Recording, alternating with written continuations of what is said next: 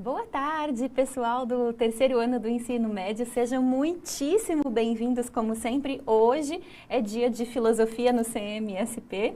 Sejam bem-vindos também os professores que sempre abrilhantam o nosso chat, trazendo um monte de dicas, um monte de referências que a gente gosta muito, a gente sempre presta bastante atenção e sempre se utiliza, né, Marconi? Aprendemos muito. Aprendemos muito. Hoje é dia de aula com o professor Marconi e nós vamos conversar um pouquinho sobre o tema do determinismo e da liberdade dialética.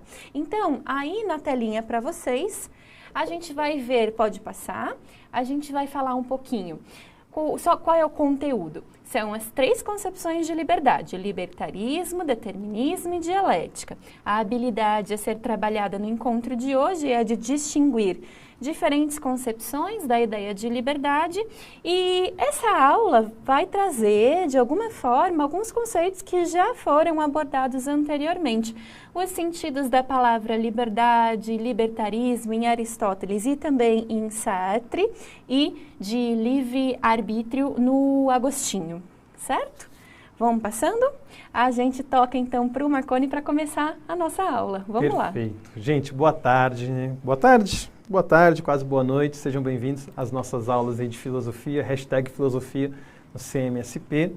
Agradeço a Maria Fernanda por essa introdução aqui à nossa aula, dando continuidade ao tema liberdade. Semana passada nós falamos sobre o libertarismo e hoje a gente continua falando aí sobre outras duas formas da gente entender como é ser livre, se é possível ser livre, né? O determinismo, bem como também a concepção dialética da liberdade. Lembrando que esse material já está disponível aí na rede e eu quero fazer uma observação em especial sobre ele, porque quando essas aulas foram preparadas, a gente tinha a previsão de fazer uma atividade, e nessa atividade tinha um verdadeiro ou falso, tinha uma correção, uma das afirmações do verdadeiro ou falso, que eu propositalmente não coloquei a resposta correta, porque a resposta correta seria aplicada nessa aula. Só que semana passada a nossa aula foi tão corrida, o tempo passou voando de uma maneira tão rápida, que eu não consegui fazer essa atividade para vocês. Então você professor do Centro de Mídias, você professor aí que acompanha o Centro de Mídias, vocês vendo nesses slides aí que tinha uma atividade e que hoje tem a correção, não se assustem, foi porque a gente não conseguiu na semana anterior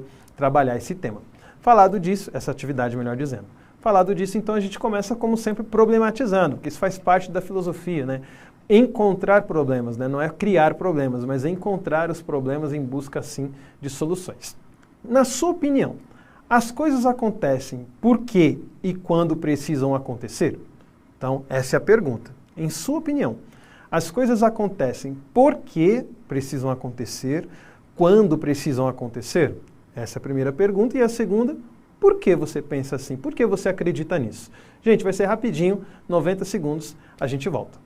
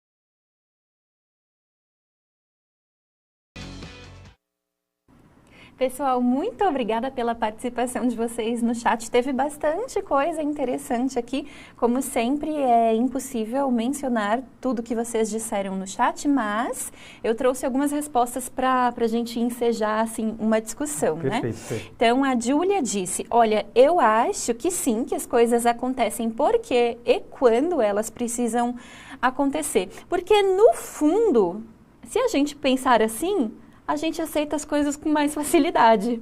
Então, até, assim, Júlia? uma estratégia, Júlia? né? A Júlia. Legal, Júlia. Gostei, vamos comentar sobre isso.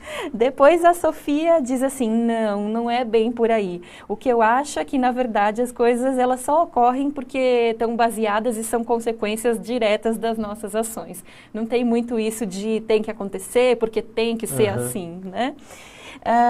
E ainda se contrapondo, a Ana coloca, olha, acontece sim, eu sei que tudo tem o seu tempo e o seu porquê. Legal. Obrigado, Ana, Júlia. Qual foi o segundo nome, Fê? Foi a Sofia. Sofia, Sofia. Né? Olha, o meu sonho é ter uma filha com esse nome, estou em campanha com a minha esposa, ver se eu consigo, né, um dia ter uma filha com o nome Sofia, que eu sou apaixonado por esse nome. Gente, muito obrigado pela participação, pela contribuição de vocês, né? São respostas riquíssimas, justamente porque mostram para a gente até algumas coisas aí que a gente trabalha quando a gente conversa sobre existencialismo, por exemplo. O existencialismo é uma corrente dentro da filosofia, né, onde se trata da questão da liberdade também, e onde, inclusive, se trabalha essa questão de que a vida não tem um sentido. Nós temos muitos filósofos existencialistas que defendem isso. E, nesse sentido, nós damos um sentido à nossa vida, né? Então, quando a Júlia coloca, olha, é mais fácil, eu aceito melhor, eu convivo melhor com essa ideia de que tudo tem um sentido, né? É muito bacana, né? Se eu tenho a possibilidade, agora me fugiu o pensador, gente, infelizmente. Mas tinha um filósofo que ele dizia o seguinte, se as coisas têm o sentido que damos a elas, qual que é a lógica de eu dar às coisas o poder de me fazer mal? Se eu posso dar a elas o poder de me fazer bem, né? E é um pouco disso que a Júlia trouxe para a gente. Olha, eu acredito que as coisas têm sim um porquê, um como, um quando acontecer, porque isso me ajuda a aceitar o que acontece.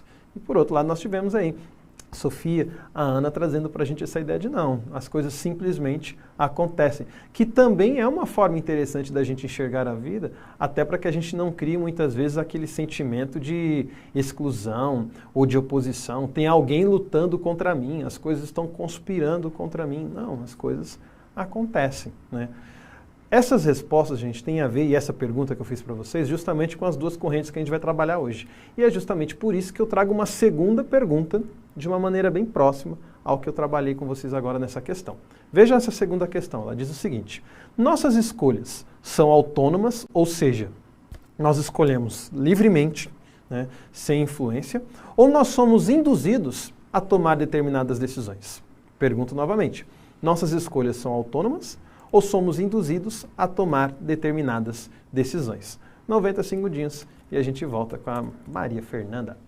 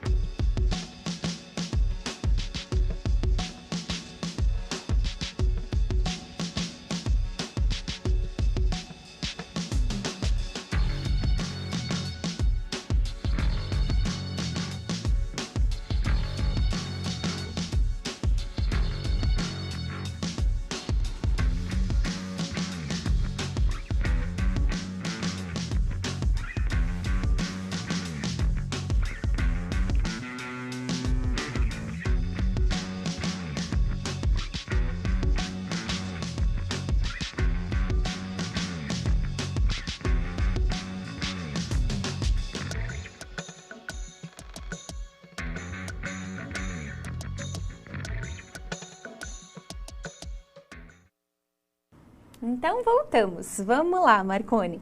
Olha, você fez a seguinte pergunta: nossas escolhas são autônomas ou somos induzidos a tomar determinadas decisões? Interessante, porque a gente teve assim, ó, a Jéssica que disse, são autônomas, já que cada um escolhe o caminho que preferir. Sim. Né? A gente teve também a Pietra que disse, não, nós somos sempre induzidos. E teve também o João que colocou assim, depende da situação. O João é o famoso em cima do muro. Muito esperto, hein, João? Obrigado, gente, pela participação de vocês.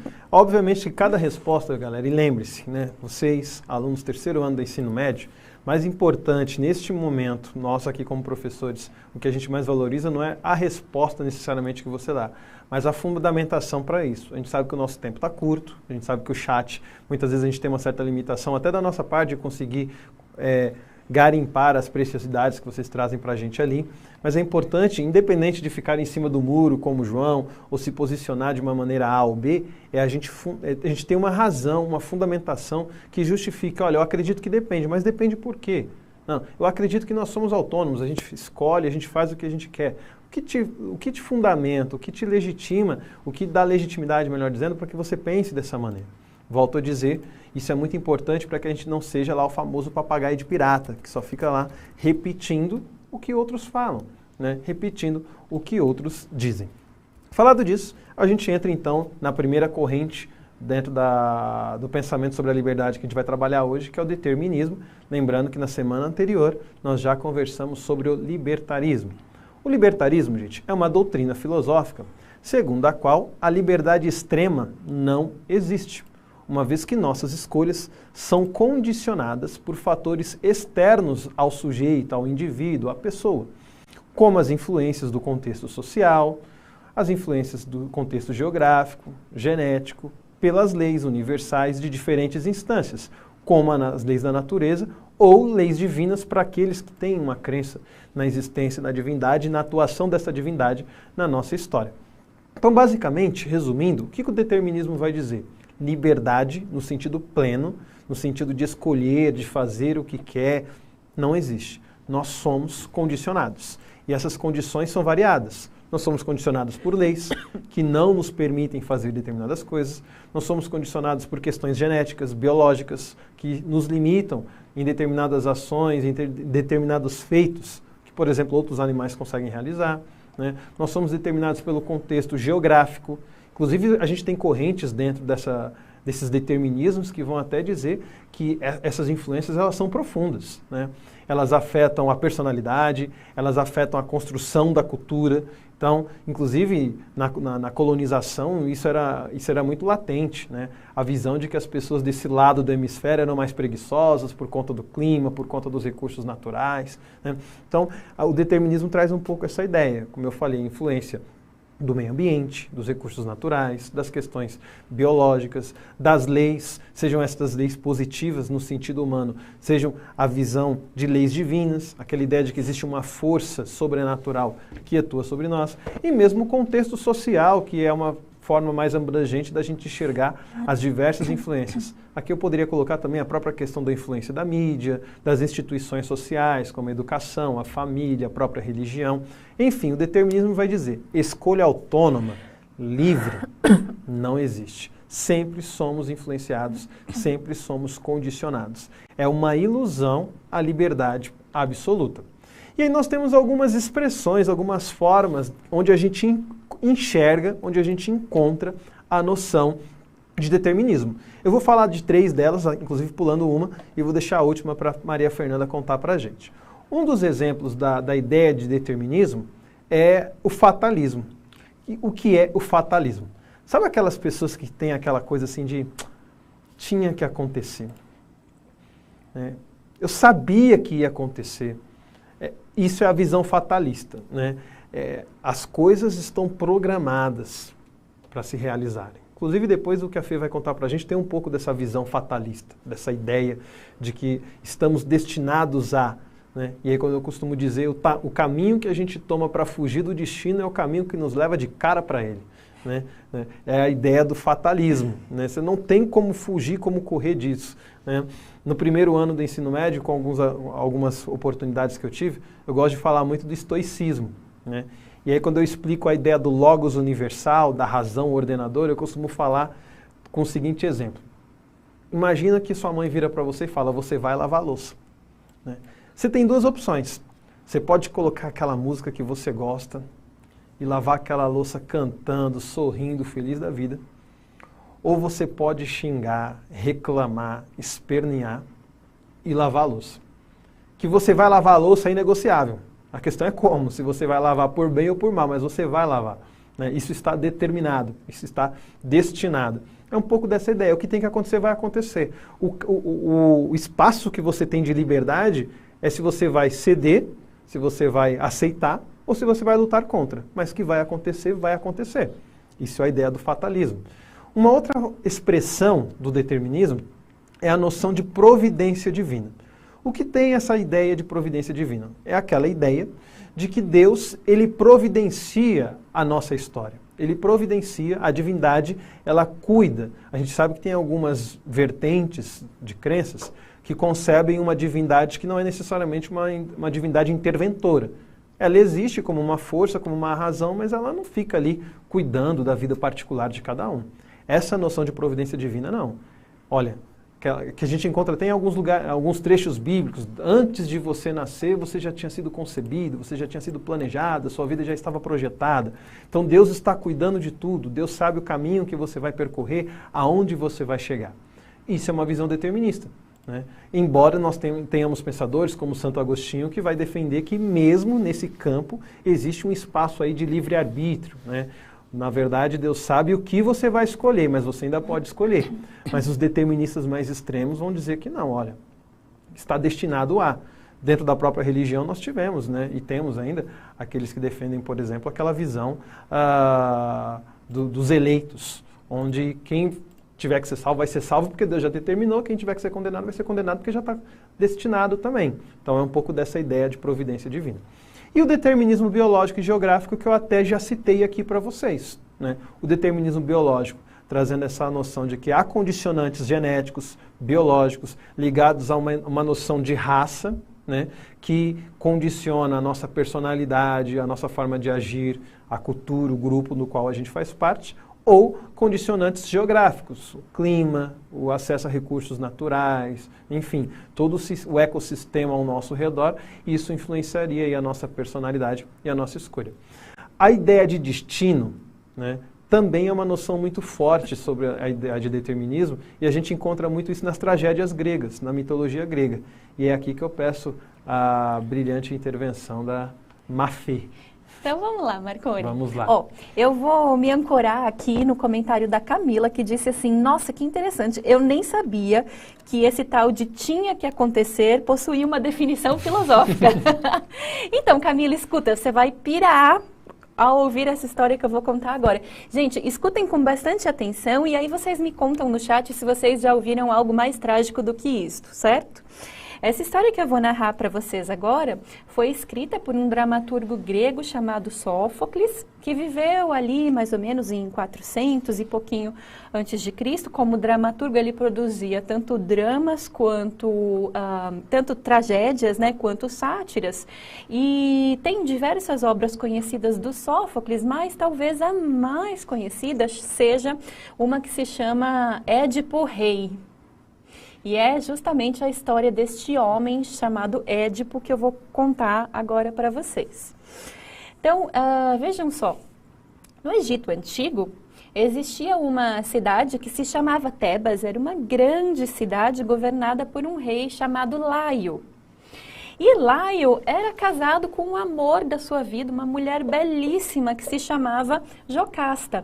Jocasta e Laio eram muito felizes. A única coisa que atrapalhava a sua felicidade conjugal era o fato de que eles tentavam, mas não conseguiam ter filhos. Mediante essa situação, o que o Laio resolveu fazer? Ele foi consultar um oráculo, que é como os antigos se relacionavam com a divindade, com os deuses, né? Com a figura de pensar o futuro, o destino. Ele foi visitar um oráculo e falou assim, olha, oráculo, eu estou muito chateado porque eu queria tanto poder ter um filho, poder passar à frente o meu sangue, né? Mas eu não consigo, eu queria saber por quê. E aí, o oráculo diz assim para ele, Laio, não geres nenhum filho contra a vontade do céu.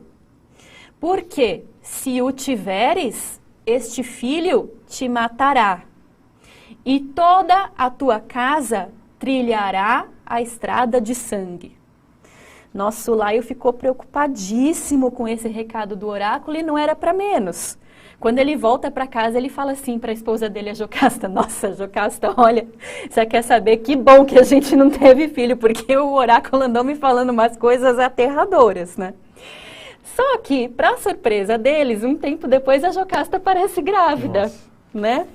E quando ela dá à luz, o bebê, o Laio tá tremendo de medo. Então, o que ele faz? Ele pega aquele bebezinho, ele entrega para um servo, né? Pobre criança, entrega para um servo lá do palácio dele e fala assim, ó, esse bebê aqui é maldito, eu não quero ele não.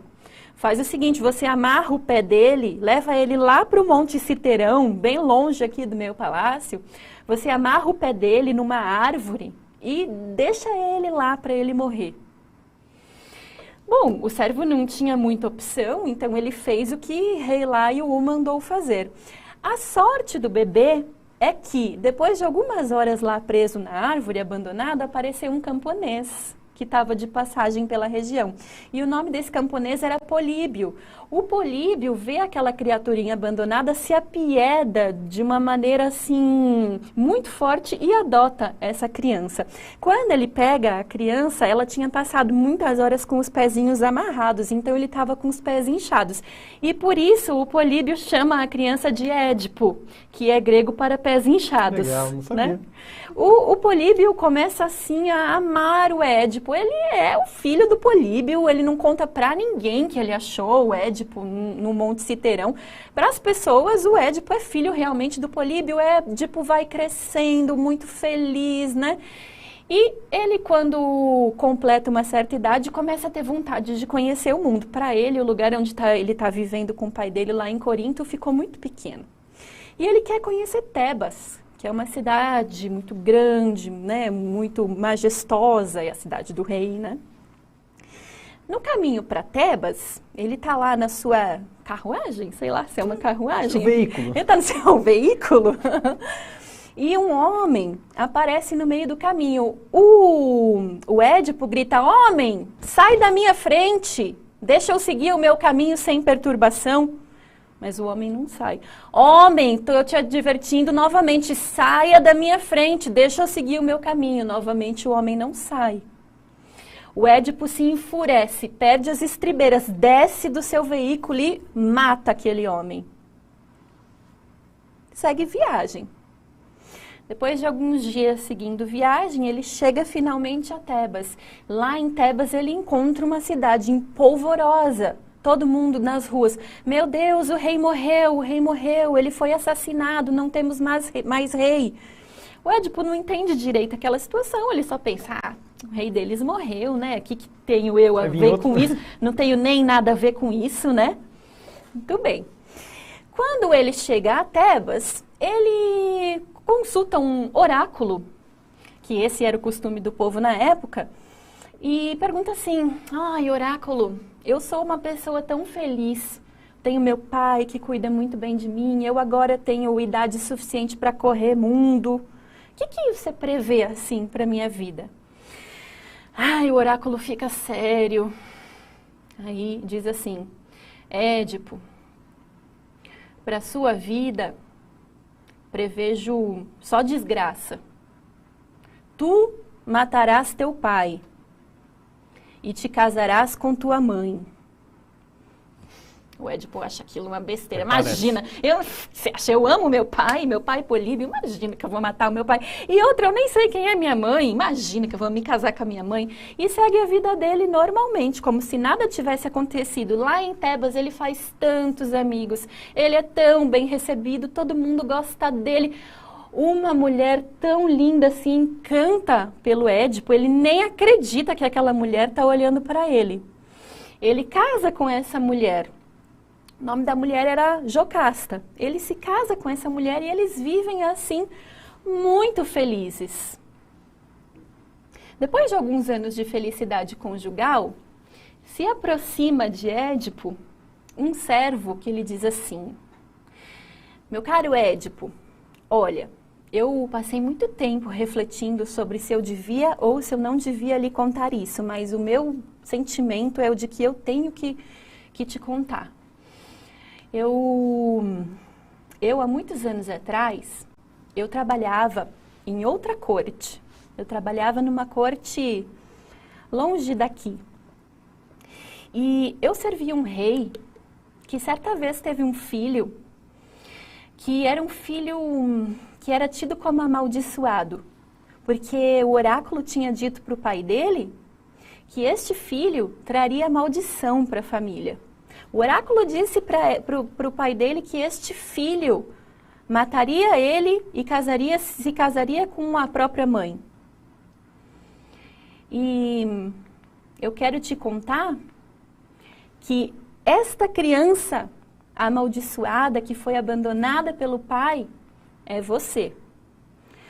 Quando Édipo ouve aquilo, as coisas começam a se juntar na cabeça dele. Ele pensa, meu Deus, aquele homem que eu assassinei na estrada era o meu pai. E essa mulher que divide o leito comigo todas as noites é a minha mãe, a Jocasta. O Édipo fica tão arrasado com aquelas notícias que ele não sabe como reagir. A reação dele é famosa na história da literatura. Ele fura os próprios olhos, porque ele não tem mais coragem para enxergar a realidade. O Édipo fez um montão de coisas na vida dele. A única coisa que ele não fez foi fugir do destino. Então, o Édipo é uma história que nos fala sobre determinismo, sobre como o destino é inelutável. Tudo aquilo que o oráculo falou lá no começo da história se realizou. E aí, gente? Fatal ou não? Trágico ou não? Né? Obrigado, Fê. Em 2 vidas eu não contaria tão bem essa história como a Maria Fernanda fez pra gente, galera. Né? Então, isso é um exemplo de tragédia grega, de determinismo. Não tem para onde correr. O que está destinado a acontecer, vai acontecer. Quais são os desdobramentos que a gente tem a partir do determinismo? Vão aparecer aí na tela para vocês. O primeiro determinismo é justamente a primeira questão, a primeira consequência do determinismo é a liberdade é uma ilusão subjetiva. Ou seja, a gente apenas acredita que existe o ser livre, mas isso não é real. Segunda coisa, não há escolha e ação efetivamente voluntárias. Você pode achar, o Édipo pode ter achado que ele escolheu fazer aquele caminho, que ele escolheu matar aquele homem, que ele escolheu casar com aquela mulher, que ele escolheu ir ao oráculo, mas tudo já estava previsto, tudo já tinha que acontecer. Né? E nesse sentido, talvez o pior desdobramento do determinismo é a ausência de responsabilidade moral.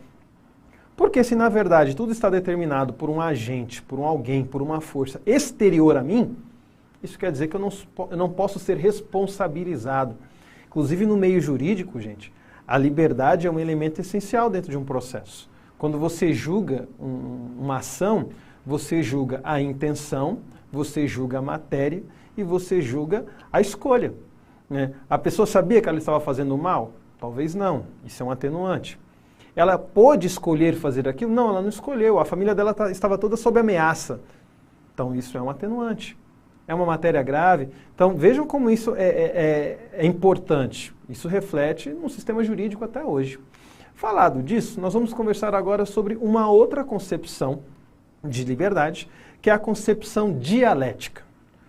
Como a gente conhece muito bem, vocês já com certeza viram isso em filosofia e também em sociologia, né, a partir do filósofo Karl Marx, embora a gente também trabalhe dialética em Hegel e em outros pensadores, a dialética é aquela ideia de que no decorrer de um processo, você sempre tem sentidos, afirmações, ideias, e essas ideias, ao longo do desenvolvimento do tempo, elas vão gerando aí oposições e sínteses. Só relembrando aqui que o termo dialética, gente, não é um conceito fechado na história da filosofia, tem outros pensadores, outras ideias de dialética. O que é que a gente está trabalhando aqui como noção dialética do ser livre?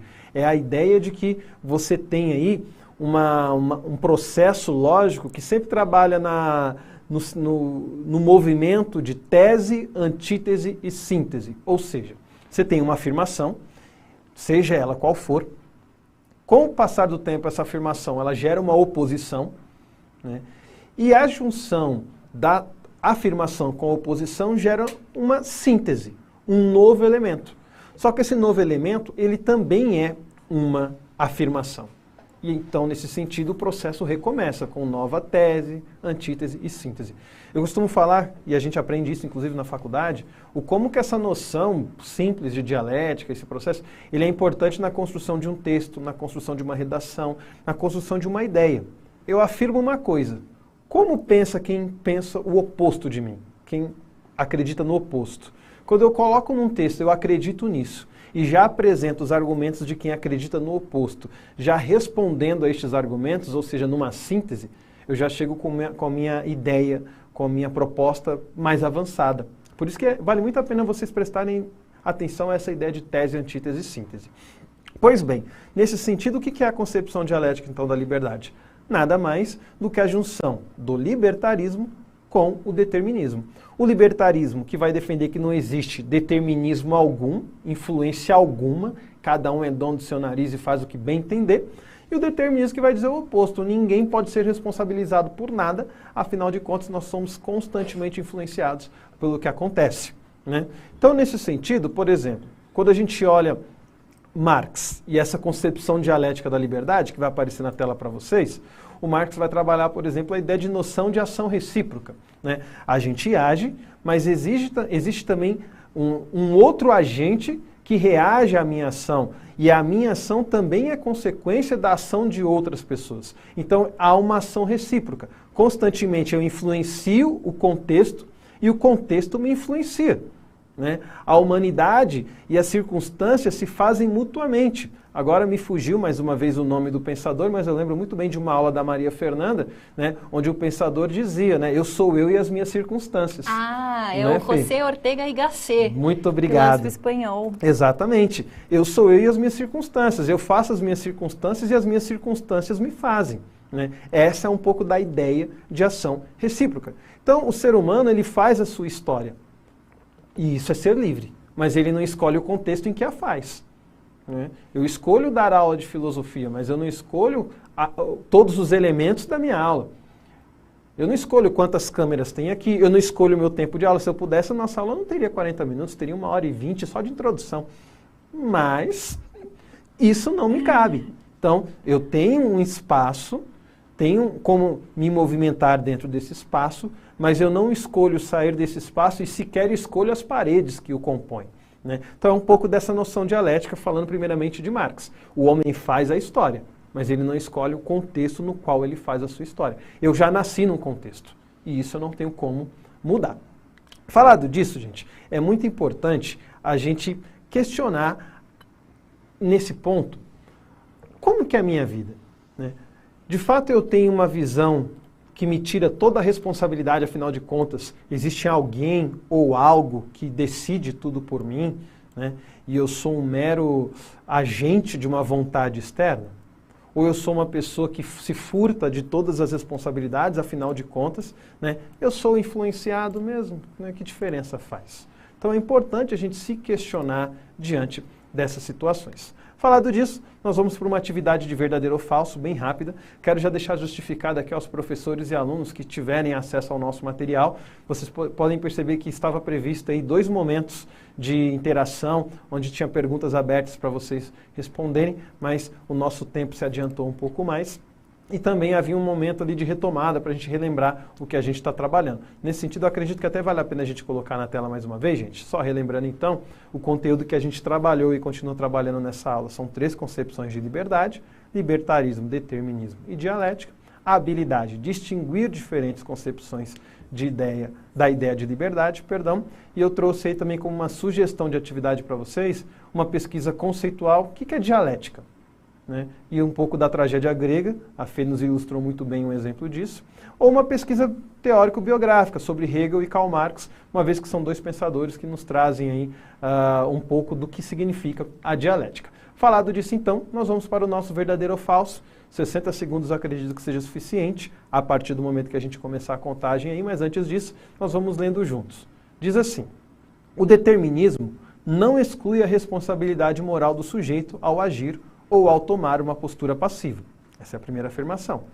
Segunda afirmação: de acordo com a concepção dialética da liberdade, o ser humano possui uma liberdade situada, uma liberdade contextualizada, condicionada, digamos assim. Terceira afirmação: a dialética hegeliana pressupõe um processo no qual a contradição entre princípios opostos, tese e antítese, digamos assim, é superada numa síntese, que reinicia o processo dialético. E por fim, a última afirmação nos diz: para a filosofia, ou a liberdade é plena, ou não é liberdade. 60 segundos e a gente retorna com a Fê.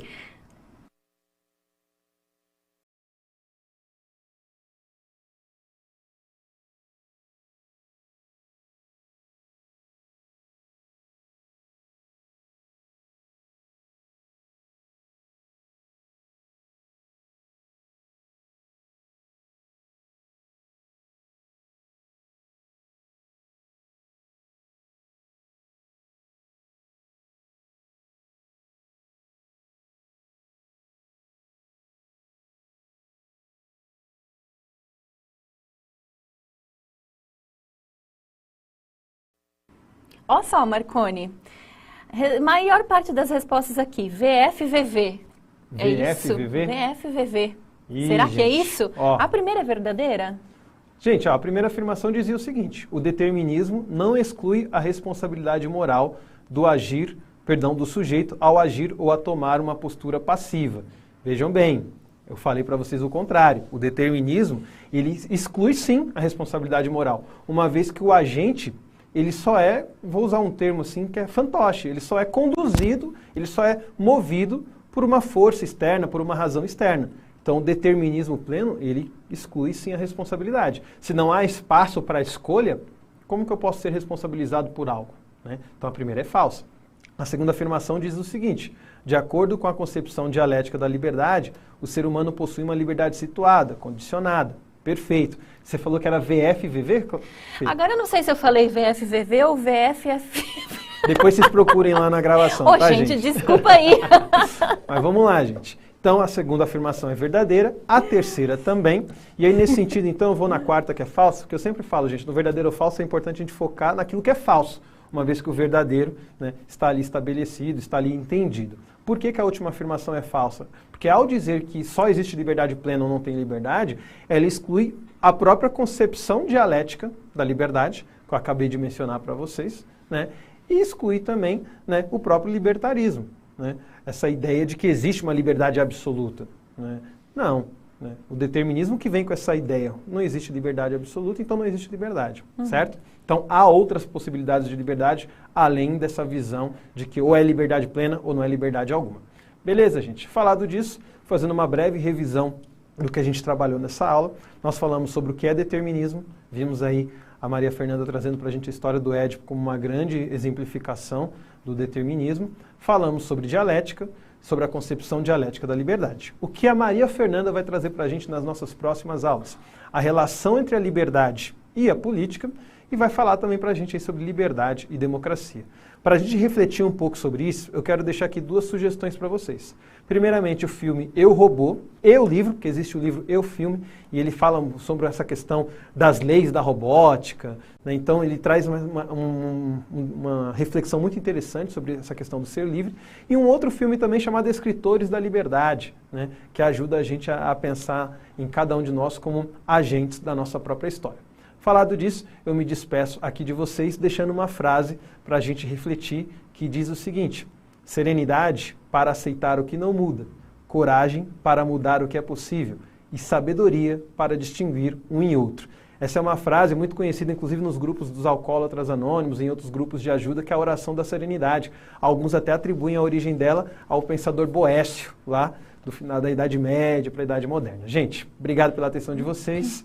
Fê, é com você. Obrigada, Marconi. Lembra de falar da nossa avaliação, hein? Vou deixar. Marconi, você me desculpa, porque eu me confundi com VFF, VFF. Desculpa. Imagina. Gente, muito obrigada pela participação de vocês. E a gente se encontra agora no dia 3 de... Semana que vem tem aula com eles. É mesmo. Semana que vem temos aula. A gente se encontra na próxima quinta-feira. E não deixem de responder a avaliação. Um monte de beijos para todos vocês e até mais.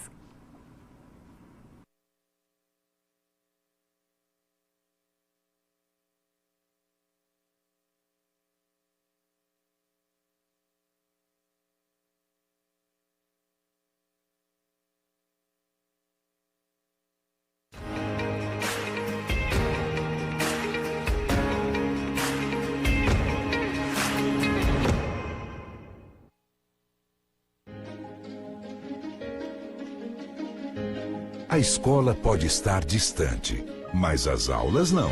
Por isso, o governo de São Paulo criou um aplicativo online de aulas com chats para todos os estudantes da rede pública de ensino durante a quarentena. O acesso à internet é gratuito e você ainda pode assistir às aulas ao vivo nos canais digitais da TV Cultura. Baixe o aplicativo e estude.